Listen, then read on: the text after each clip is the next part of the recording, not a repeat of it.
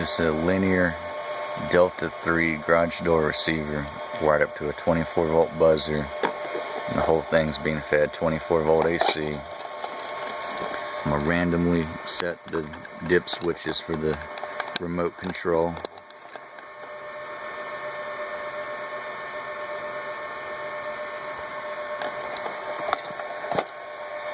And this is a Great Scott Gadget Yardstick 1 RFcat compatible dongle.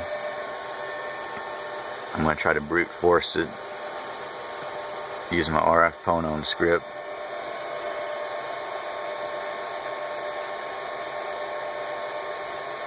We'll see how long it takes.